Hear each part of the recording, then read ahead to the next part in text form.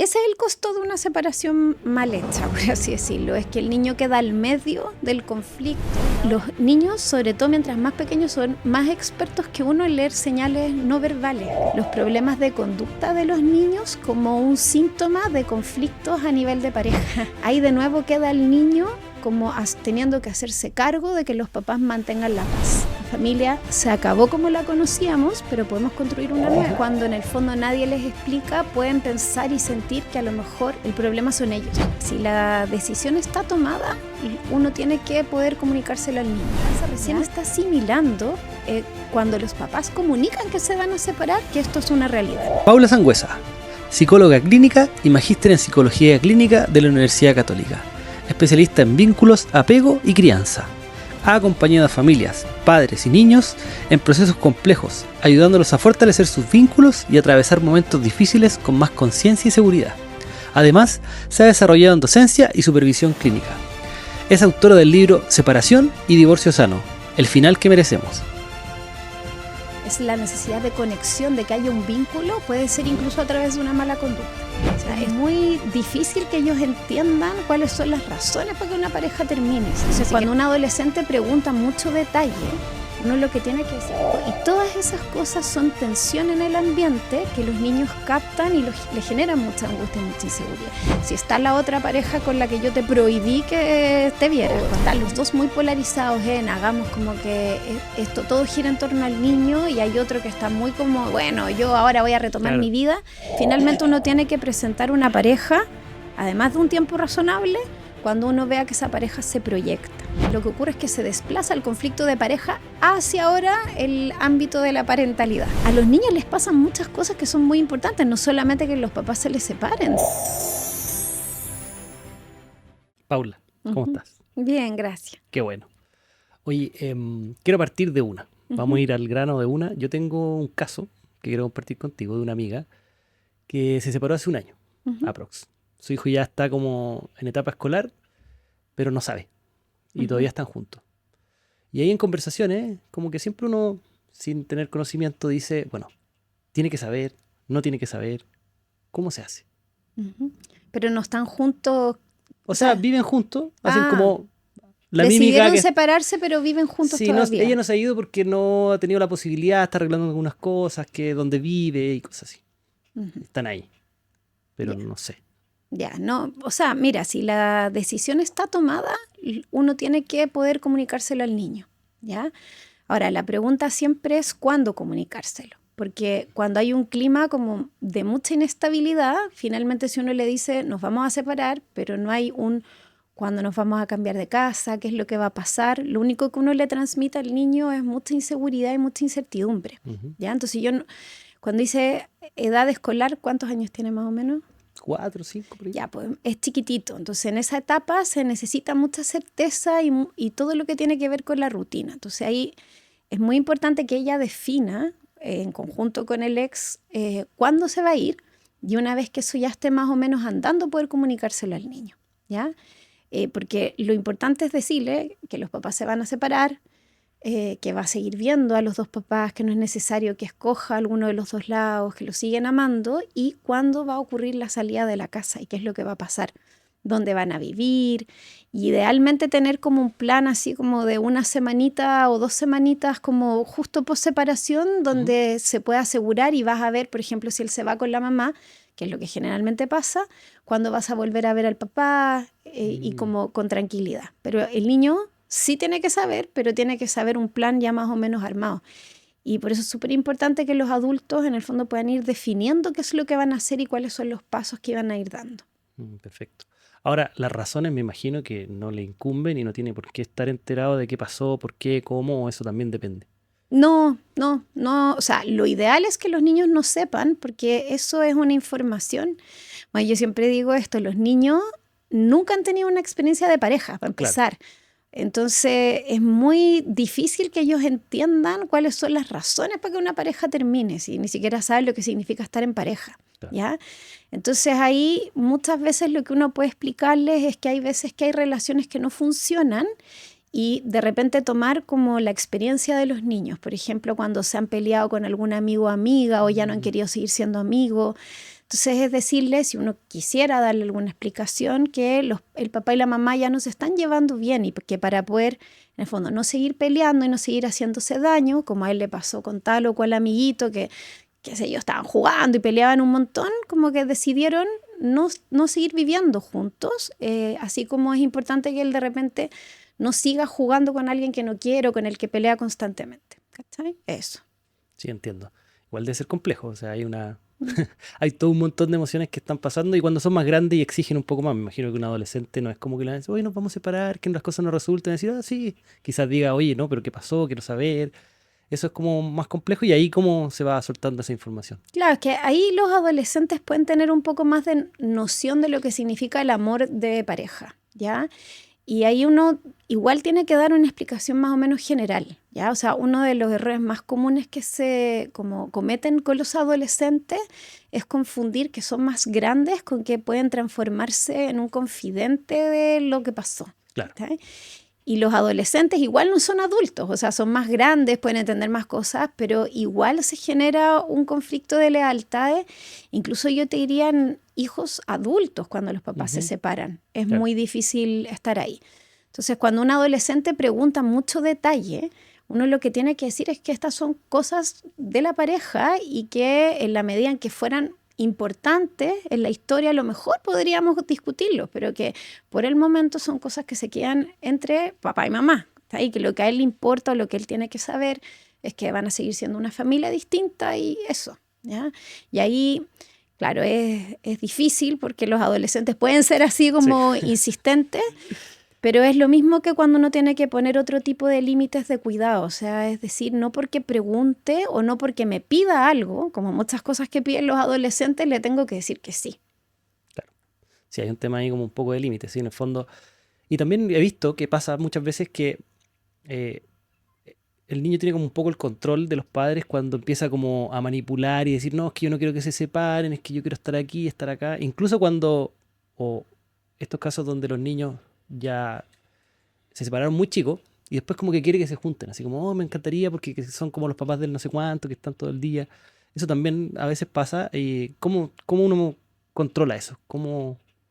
Es que mira, a ver, primero, para los psicólogos nunca es manipular, ¿ya? No, está bien, no, o sea, yo entiendo a lo que las personas se refieren cuando dicen manipular. Es que el niño en el fondo tiene un deseo, así como tenemos cualquiera, y ese deseo ojalá quiere que se haga realidad, ¿ya? Pero los niños, yo siempre digo, no son muy manipuladores porque tendrían que ser muy maquiavélicos, muy inteligentes y tener un pensamiento muy desarrollado que no tienen, como para decir, voy a hacer esto para que me digan esto. ¿Ya? Entonces son dinámicas que son más bien inconscientes, ¿ya? Entonces y para un niño y un adolescente es muy fuerte asumir que sus papás se separan porque genera, sobre todo cuando no vio mucho conflicto, ¿ya? En estas separaciones donde los papás se cuidaron mucho de no exponerlo frente al conflicto y todo. Entonces, ese tipo de separaciones es difícil de asimilar, porque cuando vea que los papás pelean, hay una cosa de pensamiento concreto, decir, sí se llevaban mal. Claro. Hay muestras de que algo pasa. Claro, incluso ahí muchas veces los niños y los adolescentes son los que les dicen a los papás, ¿por qué no te separas? Ahí es como ya, bueno. Pero cuando eso no pasa y los niños, incluso a lo mejor la pareja estaba muy distanciada, pero la dinámica familiar era muy linda, es muy entendible que el niño quiera tener a su familia junta y mantenerlos juntos. Entonces, ahí lo que hay que hacer es, en el fondo, no confundir que ese deseo del niño y ese duelo de que a lo mejor él quería que sus papás siguieran juntos es algo posible en la realidad. ¿Ya? Y ahí lo que hay que hacer como papá, que sé que es muy difícil, pero es acompañarlo en la frustración y en entender que igual va a poder ser feliz y que la vida tiene cosas buenas y cosas malas. O sea, él a lo mejor quisiera que sus papás estuvieran juntos como pareja, pero eso no es posible y está bien que esté enojado, que esté triste, que a lo mejor extrañe, que nos esté costando a todos el poder adaptarnos, pero que no podemos obligarnos a hacer algo que finalmente sabemos que nos va a terminar haciendo mal. Y finalmente ser familia es un poco eso, es como logro dar cabida a que todos estén bien, incluidos los adultos. Y esa parte Cuando uno es papá y mamá es muy terrible porque uno siente que le destruyó la vida a los hijos. Entonces, desde ahí el adulto también tiende a caer en complacer o en no decir que están separados o en tratar de hacer como que estamos, incluso obligarse de repente a estar juntos, siendo que en verdad va como a contrapelo, como porque en el fondo uno quiere cumplirle ese deseo al niño en vez de asumir la realidad. Y eso es parte del duelo de todos, ¿cachai? Es decir, ok, esta familia se acabó como la conocíamos, pero podemos construir una nueva, diferente y que puede funcionar. Claro, o sea, y en el fondo uno también aprende como de ejemplo, y si hay una pareja que como que no se trata con amor y todo, es como que de alguna forma se está traspasando esto que así es la pareja o el amor, y finalmente ya no existe muchas veces. Y en este caso los niños muchas veces les cuesta asimilar, les cuesta estar ahí. ¿Y cómo un padre acompaña esto? Porque en el fondo pueden haber reacciones, ataques a veces contra un padre que no, que es tu culpa. ¿Cómo se maneja eso? Claro, es que por eso, por ejemplo, es súper importante, a todo esto va a ir en el caso a caso, obviamente, pero estos son como recomendaciones generales. Genérico, sí. Sí, ya, pero por ejemplo, una cosa que puede ayudar a los niños a ir asimilando el duelo, además de comunicar la separación, es no obligarse a estar todos juntos haciendo como que nada hubiera cambiado, porque eso es parte del duelo que hay que vivir. En el fondo, la familia cambia de forma y va a cambiar el funcionamiento. Entonces, muchas veces preguntan, por ejemplo, por el cumpleaños. Sobre todo cuando es muy cercano a la separación. Ya, ¿qué hacemos? Queremos celebrar todos juntos el cumpleaños. Y ahí el tema es pensar que no porque los papás estén juntos eso es bueno para los niños. ¿Ya? ¿Cuál es el clima emocional que se va a generar en ese cumpleaños? El niño se va a sentir obligado a ser el alma de la fiesta y estar alegrando a todo el mundo, cuando en realidad ese es un momento donde uno tiene que investir emocionalmente a ese niño con cariño, con amor. También los niños, sobre todo mientras más pequeños, son más expertos que uno en leer señales no verbales, ¿cachai? Entonces, si uno que conoce a alguien cacha el tiro cuando le pasa algo, porque entra con una cara distinta, no sé qué, o los papás están sentados en extremos distintos, mirando con cara, porque aunque, está bien, yo puedo decir obviamente, no peleen enfrente del niño, que eso es como de perogrullo. Claro. Pero hay un conflicto silencioso que es igual de complicado porque además no puedo hablar de él. O sea, es como, no puedo decir, oye, pero es que mis papás se pelean, pero mira la cara, es que lo trata distinto, es que la entonación es distinto, ya no le dice, qué sé yo, mi amorcito y le dice por el nombre y apellido. Y todas esas cosas son tensión en el ambiente que los niños captan y le generan mucha angustia y mucha inseguridad. Entonces, hay mucho temor, por ejemplo, a decir, ok, este cumpleaños va a ser doloroso, ¿sí? Obvio que lo va a ser triste, que no estemos todos juntos, que no se pueda cumplir esa tradición, pero si es que yo voy a no poder generar ese clima cariñoso y voy a estar sometiéndonos a todos a una tortura emocional solo por cumplir, entonces es mejor hacerlo por separado y acompañar. Y ahí es donde yo te decía, ¿cómo uno lo hace? Yo creo que este es un proceso que nos enfrenta muchísimo a nuestra propia tolerancia al malestar, y al asumir que estamos como en una especie de rodaje y que va a ser normal que haya pena, que haya tristeza, pero que es una forma en que de a poquito vamos a ir aprendiendo a estar mejor, ¿ya? Entonces ahí, por ejemplo, es no obligarse a estar todos juntos solo por estar. Si alguien está triste, el niño o uno también como adulto, no obligarse a mostrar una cara, ay, estoy pasándolo súper bien, porque no necesariamente es así. Poder decir, sabes que esto, no sé, pues a lo mejor estás echando de menos a la mamá o echas de menos al papá o extrañas quizá el cumpleaños que hacíamos con todos juntos, normal, a mí también me pasa, pero igual podemos hacer una rica torta, igual podemos celebrar, claro. Y es como apapacharnos en eso.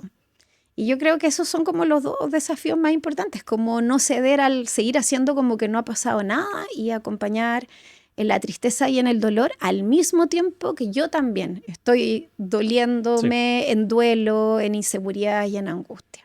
Sí, es como vivir el proceso natural, pues sí, en el fondo quizás no es lo mejor, pero es parte de lo que pasa en la vida. Y yo alguna vez leí que los niños, cuando no tienen información, rellenan esto como con su imaginación y empiezan a sacar conclusiones, y de acuerdo a lo que acabas de decir, que en el fondo leen muy bien, quizás ya se dieron cuenta hace mucho rato y están en su cabeza viviendo otra cosa. Entonces, la importancia de esto para que ellos puedan tener esa calma. ¿Es tan así? ¿Es que ellos como que generan su propio rollo de lo que está pasando? Sí, pero lo que tienden a hacer, porque los niños tienen un pensamiento muy egocéntrico, es cuando en el fondo nadie les explica, pueden pensar y sentir que a lo mejor, por ejemplo, el problema son ellos. ¿Cachai? Que ellos se portaron mal, que ellos no son suficientes buenos hijos. Por eso es importante poner también la explicación de la separación en cómo ellos se llevan como pareja, no en el niño, porque los niños tienden a decir, quizás sí me porto mejor. Y de hecho en la clínica, bueno, esta es una hipótesis así ya de la terapia familiar, en el inicio de la terapia familiar muchas veces se ven los problemas de conducta de los niños como un síntoma de conflictos a nivel de pareja.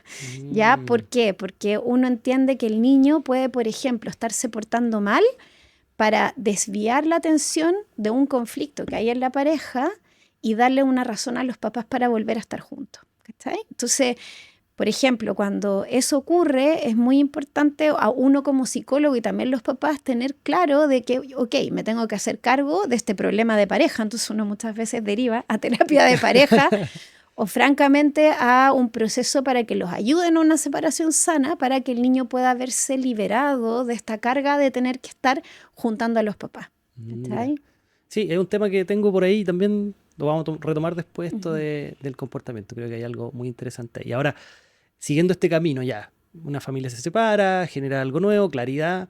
¿Cómo se retoma la vida de cada uno considerando al niño? Porque hay dos mundos que he visto yo de amigos que se han separado, que es como el que dice, no, yo tengo que vivir mi vida y que todos se adapten a la mía.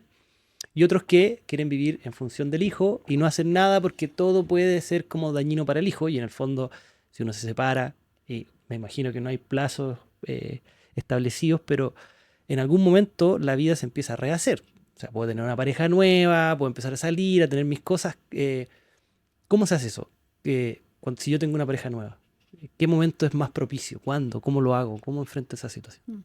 Claro que, bueno, ahí tú ves los dos extremos, pero en general la respuesta es al medio, intermedio. O sea, y va a depender mucho de la separación. Yo lo que he visto harto es que cuando hay alguien muy polarizado o están los dos muy polarizados en hagamos como que esto todo gira en torno al niño y hay otro que está muy como, bueno, yo ahora voy a retomar mi vida, es porque hay una separación que viene de hace mucho tiempo, con mucho desgaste y muchas heridas emocionales. O sea, hay como una especie como de que esto ya no da para más.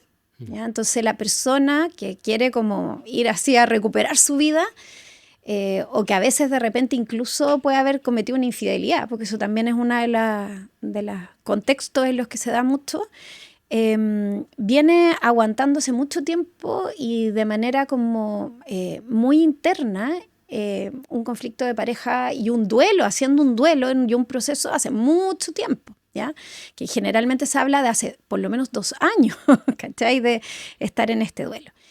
Y la otra persona, que generalmente es la que no tenía ganas de separarse, la que como de alguna manera también estaba como apostando por como recuperar la pareja y todo, tiende a volcarse mucho hacia el niño, también como una forma de alguna manera vivir su duelo, ¿ya? Y ahí yo te diría que también se pierde de vista al niño, porque pareciera que este que quiere recuperar la vida está siendo muy egoísta, dejando de ver mucho al niño, pero también el que pasa a ser el sostén emocional o la razón de vivir del que solo se vuelca en él, también tiene un peso emocional para ese niño. Porque también tengo que, y esto se ve mucho de niños en el fondo que empiezan a ser muy adultos, muy maduros, que incluso pueden no mostrar mucha señal de sufrimiento, entender demasiado lo que pasa en la separación, porque ven a uno de los dos papás muy frágil o muy como de alguna manera tensionados con este tema. ¿Ya? Entonces, eso. Ahora, el niño tiene que tener su propio tiempo y tiene el derecho de no querer saber que los papás tienen otra vida, etc. Entonces, yo qué te diría respecto de una nueva pareja, hay que esperar un tiempo razonable, ¿ya? O sea, cuando recién se separan, no es el mejor momento de llegar y preparar, como porque el niño recién, si uno mira al niño, lo que le pasa, recién está asimilando cuando los papás comunican que se van a separar, que esto es una realidad. Por lo tanto, el duelo de ese niño, a diferencia del de los adultos que estaban más enterados, al menos de los conflictos de pareja que había, empieza recién en ese momento. Entonces hay un desfase de las etapas, ¿ya? Un tiempo razonable. Y lo que uno siempre dice, o sea, finalmente uno tiene que presentar una pareja, además de un tiempo razonable, cuando uno vea que esa pareja se proyecta. Claro. Que es una pareja que ya está más o menos consolidada, que tiene en el fondo que me voy a comprometer emocionalmente y me voy a vincular un poco más allá, y ahí lo puedo hacer parte, porque para el niño es un nuevo duelo. Y aparecen un montón de otras amenazas del tipo, y entonces esta persona va a competir por el amor de mi papá o de mi mamá, ¿dónde quedo yo? Y además, si es que ese niño está de alguna manera triangulado en el conflicto y siendo de confidente, empiezan a aparecer los rollos de qué va a pasar con mi mamá o mi papá, que ahora va a quedar solo, nuevamente se va a desmoronar. Entonces el niño necesita poder vivirse sus procesos y para eso necesita adultos que también respeten esos tiempos. Sí, es complejo. Yo he visto esta realidad como del niño al medio, la he visto más de una vez y es como súper fome. En el fondo como que el niño ya se incomoda, es como que viene de donde el papá o la mamá y como un montón de preguntas. ¿Y qué hicieron? ¿Y dónde fueron? ¿Y por qué? ¿Y cómo? Y finalmente no sé si eso le aporta algo al niño porque él va a vivir su vida con su papá o mamá dependiendo de la situación, digamos. Y eso queda ahí, no sé si es relevante que lo tenga que contar, quizás, obviamente si quiere, pero he visto mucho eso, como, ¿y qué te dijo? ¿Y qué hizo? Y si tiene otra pareja, fueron con ella, ¿qué te dijo? ¿Qué te hizo? Y creo que eso es más complejo todavía, me imagino, ¿no? Para un niño. Sí, pues, o sea, es que, bueno, ese es el costo de una separación mal hecha, por así decirlo, es que el niño queda al medio del conflicto, que ahora... Porque, a ver, uno se separa para que se acaben los problemas de pareja. Eso, nacen unos nuevos. Esa es como la expectativa. Pero finalmente, cuando emocionalmente esto no se resuelve, lo que ocurre es que se desplaza el conflicto de pareja hacia ahora el ámbito de la parentalidad. ¿Ya? Entonces, y aparecen muchas cosas ahí. Entonces, el niño, claro, con esas preguntas de cuando fue a la otra casa, está dejando de ser visto, porque si el objetivo no es saber cómo te fue, cómo te sentiste, cómo llegas para acá, sino que el objetivo es tratar de tener un control de si se está cumpliendo lo que yo considero que es correcto en la otra casa, desde si está la otra pareja con la que yo te prohibí que te vieras, cuando el niño, ¿qué puede decir? Claro. O sea, como no tiene ni una posibilidad, o si te dieron la comida a la hora que correspondía, o del tipo que yo considero, bueno, es como un mensaje que no está haciendo hacia el niño. Cuando yo le hago esas preguntas, el niño lo que siente es, mi papá la embarró, mi mamá la embarró, estoy teniendo que acá dar el examen por él o por ella. Claro. Esa es la experiencia emocional, y el niño lo que muchas veces hace es entonces o encubrir al otro y se siente tremendamente traicionero porque le estoy mintiendo a la otra persona, que es la más importante para mí. O evadir el tema y por lo tanto se queda solo en su experiencia emocional, porque puede ser que haya algo que sí quiera conversar, ¿cachai? Claro. Pero mejor no. Pero mejor no le digo nada porque se va a generar un rollo, porque estoy generando nuevamente problemas o discusión entre los niños. Entonces ahí de nuevo queda el niño como teniendo que hacerse cargo de que los papás mantengan la paz, ¿cachai? Eso es lo terrible. Sí, harta pega. O sea, es de ellos y se la traspasan. Sí, ahora quiero decir, esto es importante para mí, que yo sé que los adultos no lo hacen conscientemente. Ah, no. Es lo mismo que el niño, o sea, son patrones inconscientes que se generan desde el dolor, desde las heridas no resueltas, ¿cachai? Pero obviamente no son personas malas, psicópatas que lo hacen a propósito. Sí, se entiende que es un comportamiento natural. Vamos a llegar un poquito más allá. Entonces, yo entiendo, hablando de esta situación de separarse, que es algo complejo que pasa en la vida. En el fondo, la vida tiene estas cosas que son difíciles y que la vida no es solo cosas buenas, y por mucho que queramos o los padres quieran proteger a su hijo, siento que es mejor que entiendan que la vida es un montón de cosas tanto buenas como malas, y de esa base entender que la casa, sea que estén juntos o separados, es como ese gimnasio emocional donde un niño va practicando. Entonces, a veces tengo la sensación de que, bueno, yo no tengo hijos, entonces muchos padres quieren como protegerlo de cosas malas, cuando desde mi perspectiva es mejor acompañarlo en las cosas negativas que evitar que le pasen. Entonces, no sé, de tu experiencia, ¿Cómo ves esto? ¿Están más preocupados de proteger a los niños o de acompañarlos? Lo que pasa es que ahí entramos en el estilo educativo que nosotros tenemos, que también es una cosa aprendida de nuestras propias historias, ¿ya? Claro.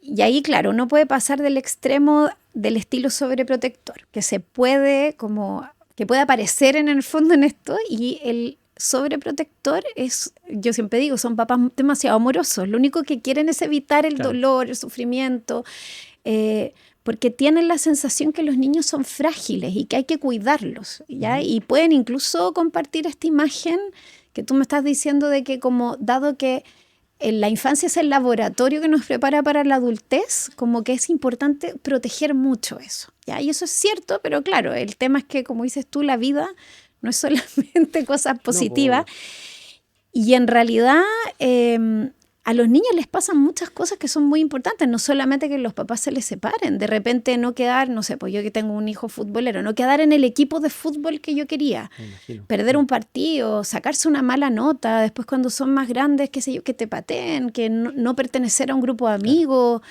bueno, un montón de cosas que ahí viven los niños y las niñas. Y efectivamente ahí uno tiene que ser capaz de primero permitir que eso ocurra. Porque cuando yo sobreprotejo, el mensaje que transmito lo hago por amor, pero lo que el niño entiende es porque no soy capaz. ¿Ya? Entonces es muy paradójico, porque tanta protección genera mucha inseguridad. Porque como nunca nadie me dijo, tú sí puedes, dale, como esta angustia, esta ansiedad, este miedo que a ti te provoca, se va a pasar. Y en la medida en que tú practiques, vas a ser capaz.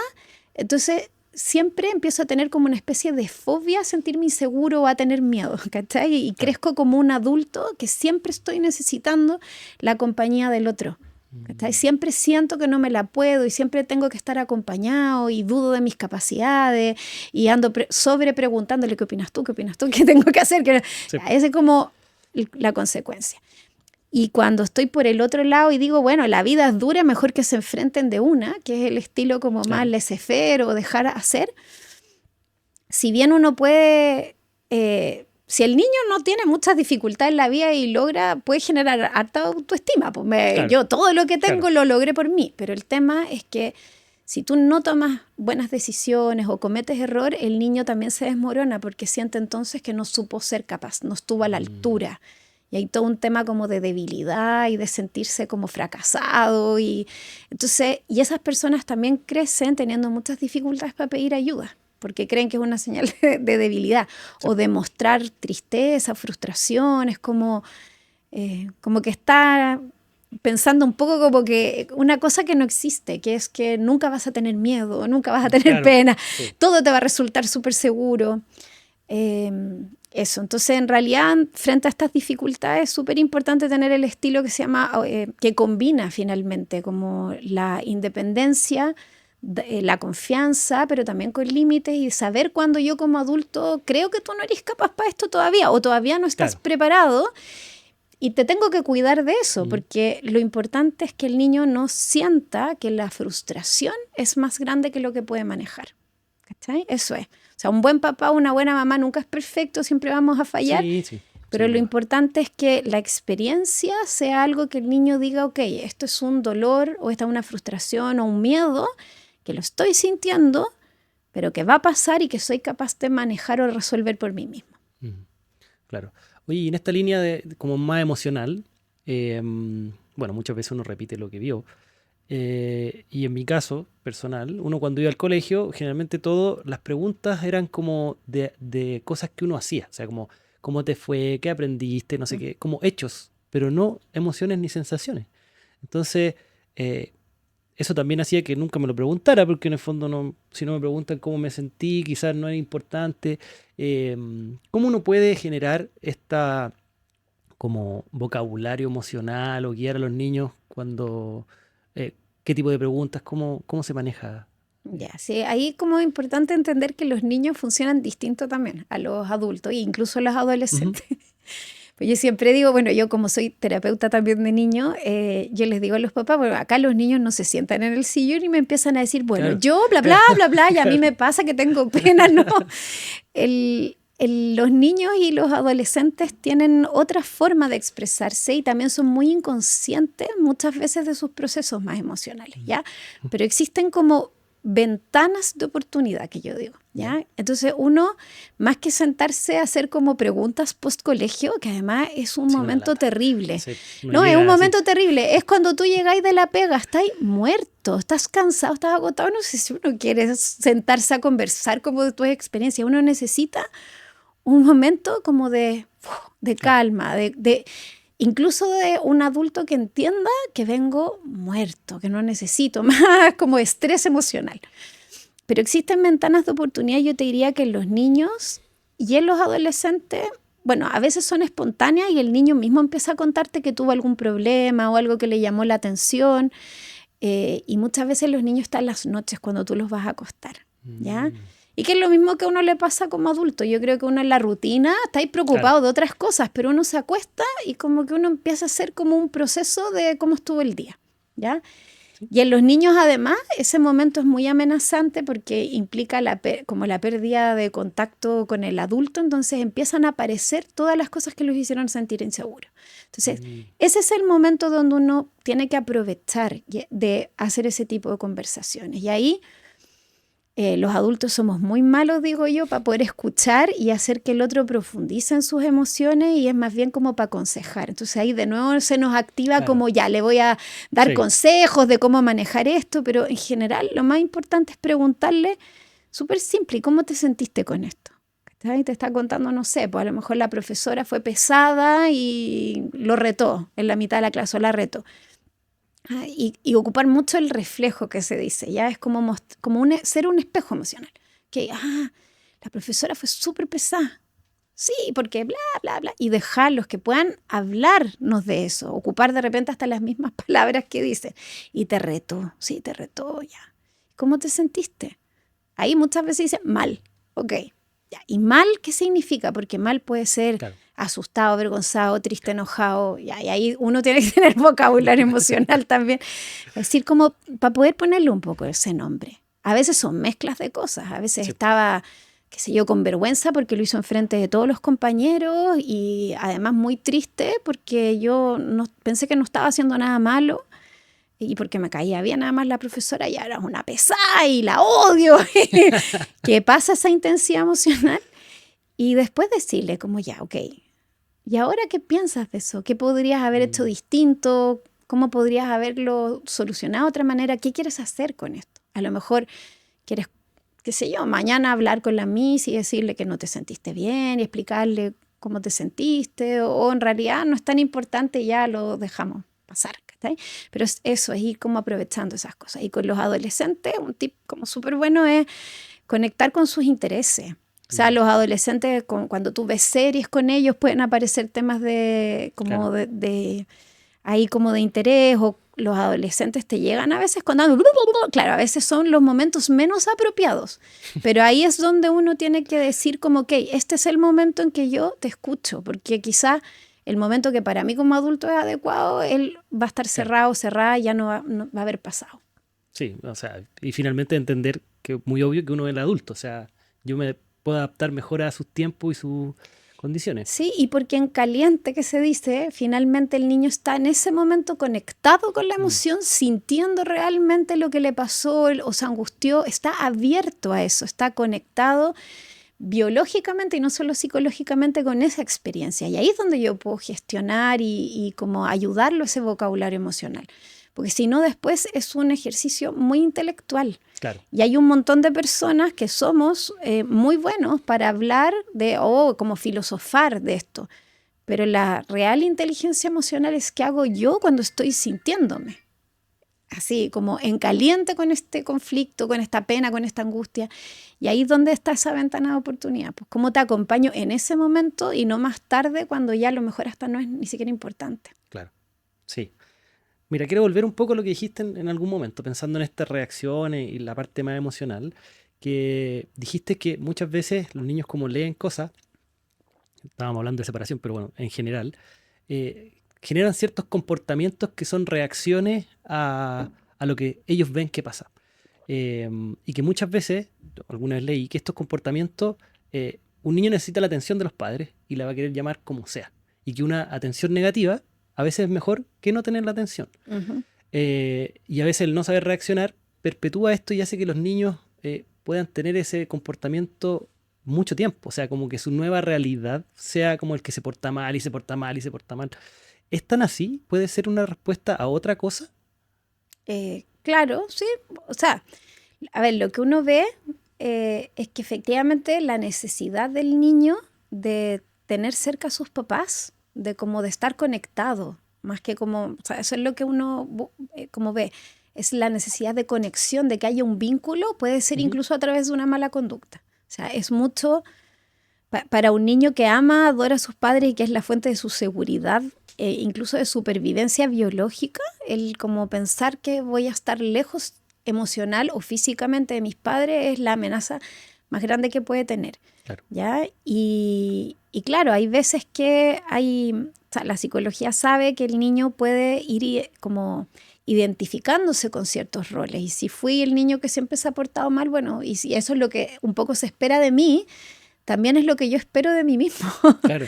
Entonces, de alguna manera me empiezo a portar mal y eso hace que a lo mejor destaque en el sistema familiar, por ejemplo, cuando hay muchos hermanos, eso me da una identidad quizás también. Sí. Y eso se genera como un cierto refuerzo a esa forma de ser, a esa forma de comportarme, a esa forma incluso de vincularme. Porque, como dices tú, si ya lo llevamos a un extremo, es mucho mejor tener ese tipo de conexión que no tener Claro. ninguna.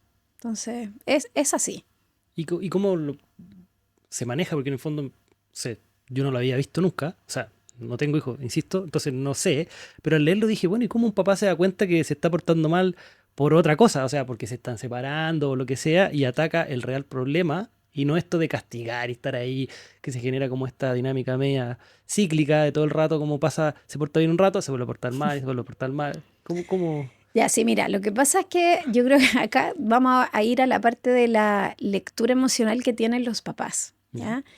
Cuando uno se sobrefocaliza en el niño, en el comportamiento del niño, pasa eso, que uno dice, oh, se portó mal, los límites, como ya. Pero yo creo que es importante entender que los niños, igual que los adultos, nos portamos bien o mal, no solamente porque hoy día amanecimos de buena o con ganas de portarnos bien o portarnos mal, sino que tenemos ciertas condiciones que generan ciertas cosas. Entonces es primero preguntarnos qué estamos viviendo, qué está viviendo ese niño hoy, el que se está portando mal. ¿Qué lo puede estar afectando? ¿Qué lo puede tener a lo mejor más irritable, más angustiado, más triste? Porque los niños, el mal comportamiento de los niños puede ser una señal de tristeza, de ansiedad, de irritabilidad, de dificultades de control de impulso, de déficit atencional, de miles de cosas. Entonces no nos podemos quedar solo con la conducta. Claro. Entonces, este niño, ¿hay alguna circunstancia vital que puede ser en el colegio, con compañeros, con profesores, en la casa, con los papás, que puede estar contribuyendo a su angustia, ansiedad, tristeza, irritabilidad? ¿Cómo lo he visto últimamente? Si yo tuviera como papá o como mamá que decir, ya, la experiencia emocional que ha estado teniendo en el último tiempo, ¿cómo lo he visto? ¿Lo he visto tranquilo, contento, enojado, frustrado? ¿Qué está pasando? Y desde ahí poder leer el mal comportamiento. Entonces, ya, y se está portando mal, esto es algo que está pasando desde hace poquito, que coincide con alguna de estas cosas, o en realidad es algo como de su estilo. Y finalmente, ¿cómo contribuyo yo a esto? El estilo que yo estoy teniendo está ayudándolo a que él pueda portarse de una manera distinta o simplemente le está generando más estrés. Como el estilo autoritario donde solamente muestro te portas mal, te portas mal. ¿Habrá alguna otra forma de comunicarnos? Y ahí eso es muy amplio porque, como te digo, un mal comportamiento puede ser como en verdad una punta de un iceberg gigante. Sí. Gigante.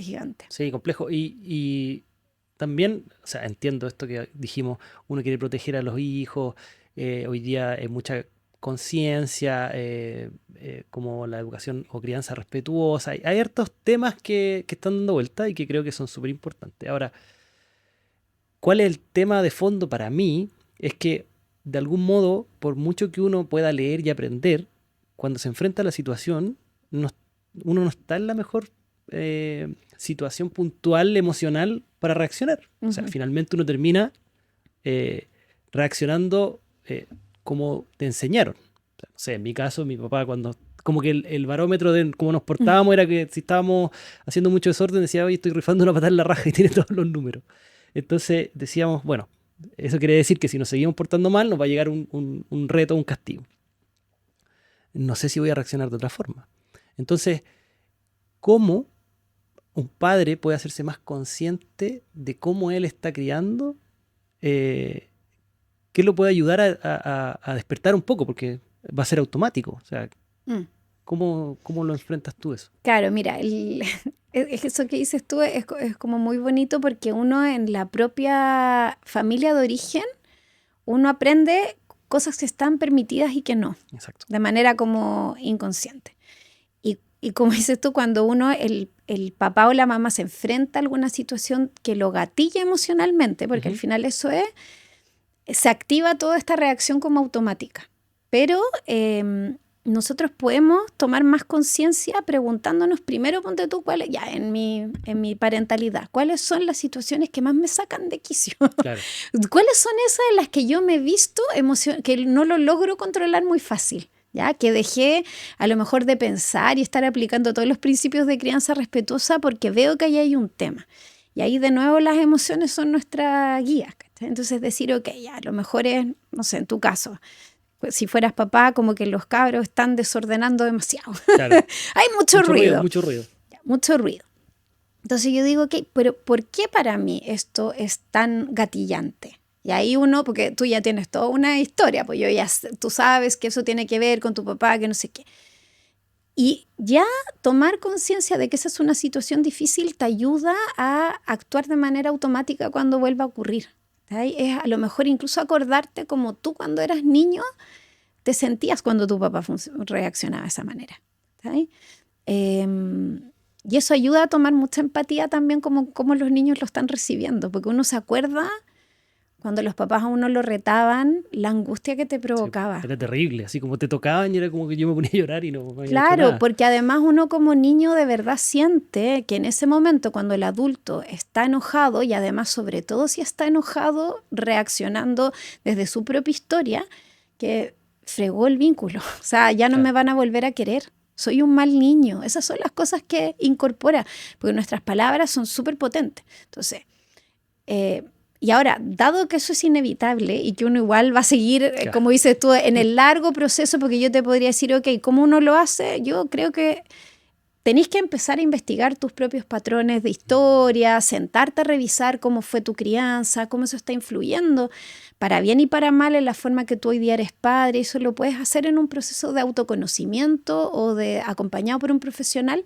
pero eso es un camino largo, porque de alguna manera lo que vas haciendo es ir como generando como nuevas conexiones neuronales para frenar cosas que son inconscientes. Y aún así nos van a seguir pasando. Sí, seguro. O sea. ¿Ya? Pero es por lo menos ser capaz de reparar. O sea, cuando uno toma conciencia y dice, ok, yo estaba en este estado que no estaba pensando, que a lo mejor repetí un patrón que yo no quería incluso, porque a veces después a uno le viene la elevación. Ser capaz de acercarse a ese niño sabiendo cuál es la experiencia emocional que él está teniendo, porque es probablemente muy parecida a la que yo tenía, y decir, es que me equivoqué. Estaba muy enojado, estaba muy enojada. Quizás te grité mucho, quizás te hice sentir mal, es así. E incluso atreverse a decir, a lo mejor cuando pasan estas cosas quizás piensas que yo no te quiero. Y que a lo mejor eres un mal niño, una mal niña. Y ahí de nuevo escuchar. ¿Qué dicen? Claro. Los niños cuando uno les da permiso te dicen, sí, eso es lo que pensé, es que tú te enojas demasiado, es que me gritas. Y ser capaz de escuchar respirando profundo, porque uno le dan ganas de repente de defenderse, ¿cachai? Y decir, bueno, pero es que lo que pasa es que tú igual te portaste mal. Y primero poder acoger esa experiencia para después decir, pero tampoco estuvo bien que tú hicieras esto otro. Pero esa parte viene como la de reforzar el límite o lo que pasó o el aprendizaje que yo creo que tú te lleves, viene mucho después de reconocer que en el fondo primero nos hicimos daño. Entonces yo segurizo el vínculo y después doy el aprendizaje, ¿cachai? Y decir, estamos aprendiendo también, todos. Yo también estoy aprendiendo a ser mamá y papá y me voy a seguir equivocando hasta el último de mis días. Sí, y creo que también entender esa naturalidad que tienes. En el fondo, este soy yo con mi experiencia, traigo toda una historia que la estoy volcando a la relación, a la familia o a la paternidad. Entonces, tampoco es uno va a ser un papá perfecto y tiene que ver con esto de que la vida tiene cosas buenas y malas, vas a tener recuerdos míos muy buenos como otros no, y que es natural, siempre que sea, ¿cierto?, algo que no fuera tan terrible.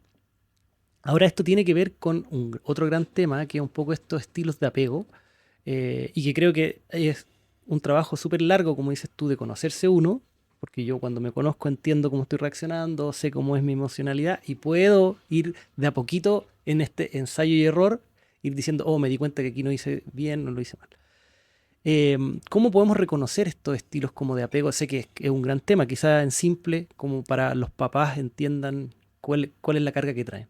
Claro, mira, a ver, primero decir que el estilo de apego es una, traducido también muy en simple, pero es una forma en la que nosotros nos entendemos en nuestro mundo emocional y relacional, ¿ya? Entonces, es decir, ok, yo cuando necesito, estoy en un problema, estoy en una crisis, ¿cómo lo resuelvo? ¿Ya? ¿A quién recurro? Esa es la primera pregunta como para un diagnóstico. Es cuando tú tienes un problema y estás estresado, estás preocupado o estás dándole vuelta a cosas, ¿qué haces para resolverlo? Y las respuestas van desde, empiezo a estudiar, por ejemplo, trato de saber y manejar todo al 100%, lo trato de resolver yo y después quizás lo comparto, pregunto opiniones. Y en cambio hay otras personas que a lo mejor te van a decir, no, yo estoy súper angustiada, como necesito contárselo a todo el mundo, recibir muchas indicaciones.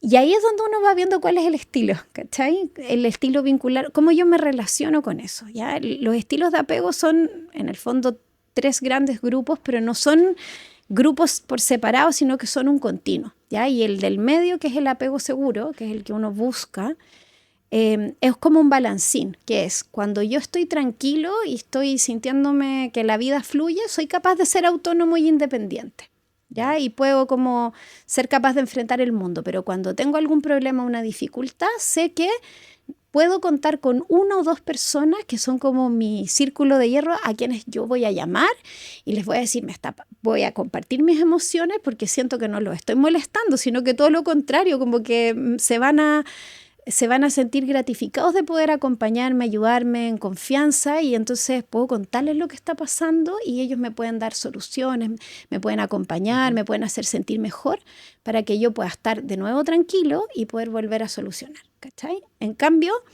cuando yo tengo este estilo, como yo te decía, no, me pongo a estudiar o me encierro en mí mismo para tratar de resolver el problema, es como que este balancín estuviera siempre fijo en la autonomía, excesivamente fijo en la autonomía, con una sensación que de alguna manera las emociones son molestosas o que van a ser molestosas para otros, que es como molestar a otros, dar pena, me da vergüenza, mostrarme débil, frágil, como que en el fondo tengo que tenerlo todo muy claro, busco soluciones muy racionales. Es un estilo de apego que se llama más evitativo, porque evito en el momento en el que yo necesito un otro y necesito calmarme ese contacto, ¿ya?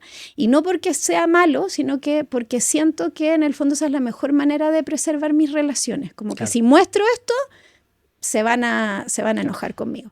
Y eso es porque muchas veces crecí en familias donde eso pasaba, pues donde hay como un lema, ¿cachai? El lema es cada uno se rasca por las propias uñas, y por eso es que es tan importante ser capaz de escuchar a los niños y acompañarlos, darles sugerencias y todo, porque en el fondo hay como una sensación de que eso es mostrar debilidad, ¿ya? Y eso no es porque los papás hayan sido malos de nuevo, porque nadie los hizo con ellos. Entonces es un estilo como de aquí, cada uno tiene que resolver. Y por el otro lado, cuando yo a veces respondo emocionalmente y otras veces no, genero en el niño, en mi historia, como una sensación de incertidumbre, de angustias, como ¿van a estar ahí para mí o no? Entonces, el balancín después se pone mucho en la emoción. Como yo no sé si los otros van a responder para mí, lo que hago es que amplifico mis emociones y siento que no me la puedo solo, que siempre tengo que estar acompañado, y entonces de alguna manera ese balancín está siempre muy rígidamente puesto en la dependencia emocional del otro y no puede como poder fluir. Entonces, si yo como papá o como mamá me pregunto cómo soy yo, por ejemplo, me inundo en angustia, quizás ya estoy más hacia este lado ansioso ambivalente. Si me vuelvo muy reticente, me estoy más hacia ese lado evitativo. Y lo ideal es al medio, pero como te digo, es un continuo. ¿Ya? Y hay otro estilo que es más académico, que se llama desorganizado, pero que es como que uno oscila en estrategias, como que no me defino ni mucho ni para acá, ni al medio, sino que no tengo algo como muy definido. Y muchas veces eso se asocia a historias más traumáticas ya vinculares, maltrato, violencia, abuso. Me imagino. Sí, es un tema, el tema del apego. Yo alguna vez también tomé terapia y yo soy más evitativo que otra cosa. Y sí, soy como que me pasa algo y estudio y me meto. Y uno va entendiendo de a poco a regularse. Ahora, también pasa muchas veces que, como dijiste, nadie te enseña. Entonces uno vive una paternidad que es la que conoció, la repite un poco. Y hay padres que cargan con mucha culpa a través de eso. Y he visto, bueno, yo tengo una familia por los dos lados muy numerosa, o sea, de papá y mamá, no la mía. Y he visto algunos tíos como medio como con culpa y que se disculpan mucho con el hijo y que yo no fui el padre que tú querías y todo.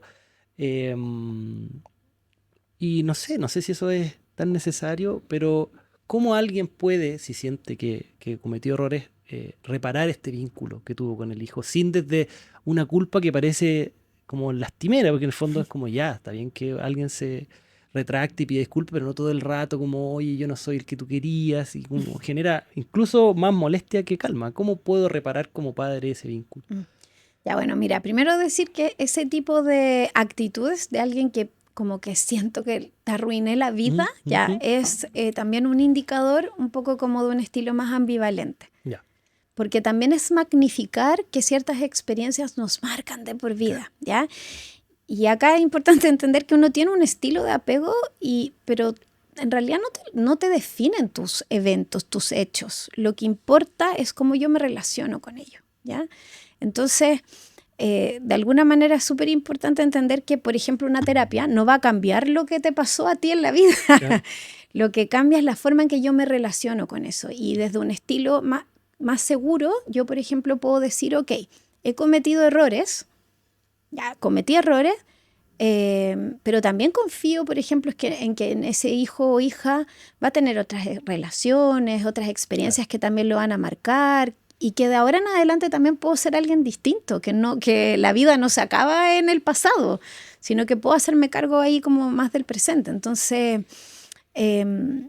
cuando un papá descubre, por eso te digo, que uno ha cometido errores en la crianza y como que se ilumina, yo creo que es normal sentir culpa. Y la culpa es una emoción que nos moviliza a reparar. Y ahí es donde uno tiene que decir, ok, ya, pediste perdón, pero ¿qué hago ahora de diferente para que esto sea diferente? Y esa es la verdadera reparación. Claro, no es solo ¿Cachai? Es de ahora en adelante voy a tratar de hacer las cosas distinto, asumiendo que igual además me voy a seguir equivocando, y que lo importante no es que no cometa errores, sino que ojalá pueda reparar, como hemos hablado, pedir disculpas, pero y como escucharte a ti. Porque también pasa que cuando alguien pide demasiado disculpas, como dices tú, llega a ser molesto, es porque no está mirando mi experiencia emocional, sino que está mirando la de él, su culpa. Yo no quiero seguir cargando con esta culpa, por favor, límpiame mi culpa, en vez de decir, ok, te hice daño, cuéntame, ¿qué fue lo que sentiste tú? ¿Cachai? Y asumir ya, ok, doloroso para mí, pero bueno, de ahora en adelante hay algo que pueda hacer para que esto sea distinto. ¿Cómo podemos ir construyendo esta relación de una manera que sea más limpia, más linda? Claro. Sí, y creo que también, como cualquier otra relación, la relación padre-hijo o madre-hijo evoluciona en el tiempo. O sea, yo hoy día tengo una muy buena relación con mis padres y es como de adultos, que yo no le estoy cobrando cosas, ni ellos a mí, como que nos juntamos, pasamos un buen tiempo, conversamos y creo que es bonito también y va a cambiar y creo que desde mi mirada de hijo, que es la experiencia que tengo hasta ahora, los padres también tienen que ver que uno va a interpretar las cosas en su momento de acuerdo a factores quizás que no tienen control. O sea, muchas veces, yo no sé, imagínate los años que pasé con ellos y si tengo que nombrar cosas, son 2 o 3 que tengo que nombrar. Y que quizás muchas veces fue una interpretación errónea de lo que pasó. O sea, no sé, yo recuerdo alguna vez que como que sentí que no me defendieron porque yo pedí ayuda y no vinieron y no pasa nada. O sea, creo que también entender nosotros como hijos hacia los padres que hacen lo mejor que, o sea, hicieron lo mejor que pudieron con lo que tenían. O sea, uno tiene que mirar un poco la historia de los padres y puede entender de alguna manera, no sé, en mi caso, mi mamá eran 9 hermanos, mi papá eran 7. Entonces la atención, la dinámica es muy distinta cuando ya tenéis 2 nomás. Entonces me imagino que tuvieron sus propias dificultades que quizás la traspasaron, pero sin ánimos de dañar. Entonces creo que también uno como hijo se tiene que hacer cargo y entender qué es lo que tenían y está la vida completa uno para desarrollarse, ¿cachai? Y está terapia y cosas que uno se va conociendo y manejándose mejor. Creo que también hay algo de eso. O sea, como Claro. hijo tenemos que... Es que ese es el proceso de terapia al final, pues ahí es Claro. donde se te nota la terapia, chica, para ti. Gracias. Porque en el fondo, por eso te digo, ¿cachai? Es como ser capaz de mirar tu historia y en este balancín que yo hablaba del apego seguro, ser capaz de reconocer que hubo situaciones que me dolieron, que me dañaron, donde no fueron perfectos, pero y ser capaz incluso a lo mejor de permitirme ese dolor y decir, ok, sí fue ese momento donde sentí que no me defendieron, fue muy doloroso. Pero también, si miro para atrás, existen otras circunstancias donde pudieron ser mejores papás. Y si no pudieron, porque en verdad hay historias en las que no pudieron, no es porque ellos no me hayan querido. O sea, al final eso es, no es porque no me hayan querido, sino que porque eran seres con sus propios dolores, sus propias cegueces, sus propios traumas, y no pudieron ser los mejores padres. Y eso duele y es injusto, y soy capaz de reconocerlo, pero no necesariamente quedarme pegado en ese dolor, porque no siento que la vida me la arruinaron. Y la única forma de hacer eso es a través de una conversación y una como elaboración, una reelaboración de mi historia. Ahí es donde te digo, no te cambia la vida. Claro. Lo que te cambia es la forma en que yo me relaciono con eso, mirándolo quizás de un lugar como de un buen papá o una buena mamá, un ser comprensivo y compasivo, de que el ser humano, la historia o este vínculo en el que yo vengo tiene un sentido, y no es simplemente porque es daño por daño. Claro. Sí, es verdad. Bueno, esperemos que los padres que nos escuchan hayan rescatado unas pepitas de oro de acá. Oye, Paula, ¿dónde te pueden encontrar? Bueno, me pueden contactar ahí por WhatsApp. Mi número de teléfono está en encuadrado, así que ahí pueden buscar Paula Sangüesa. Lo vamos a compartir ahí. Sí, ahí tengo el link de contacto de mi agenda profesional y ahí está mi número de teléfono para poder conversar, porque sí me importa mucho saber si es alguien al que puedo ayudar o no en base a los temas de trabajo. Porque de repente hay profesionales, así como hemos ido hablando, que se especializan más en algunas temáticas que en otras y entonces es importante hacer como esa primera etapa. ¿Y en redes? ¿Tenéis redes? ¿Compartes contenido? No, todavía no. Lo tengo pendiente. Bueno, lo vamos a dejar ahí. Oye, muchas gracias. Lo pasé muy bien. Espero que tú igual. Sí, gracias a ti también.